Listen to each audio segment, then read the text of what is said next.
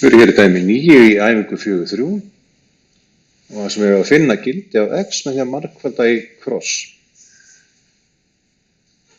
Mér fundist gott þegar ég er með svona mínus á milli og þetta eru þrjár stærri rauninni svona að einfalda þetta aðeins á en ég held áfram.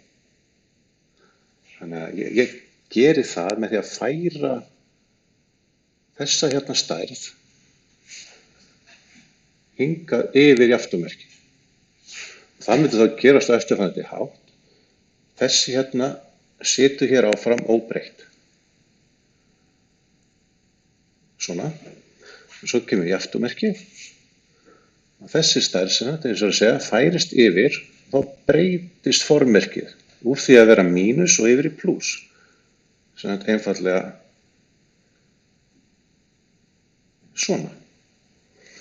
Og núlli hverfur það bara.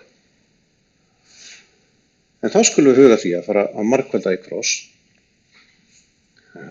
Svona og svona. Við byrjum að því 2 sinnum 2x plus 3 jafnt og 1 sinnum 4 plus 2x. Hér fæ ég þá 4x plus 6 jafnt og 4 plus 2x. Og næsta skrifa svo að einfalda x-in, eða sem taka þau saman og taka svo þekktu stærðirnar líka saman.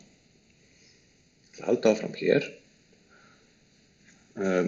4x er á vinstri hliðinni og maður langar að halda x-unum þar. Því þá ég þarf að færa þessi yfir á vinstri hliðina og breyta þeim þá í mínus. Svona. Á hægri hliðinni eru nú þegar 4. Það færa plus 6 þangað yfir og verður þá mínus 6. Og einföldum þá.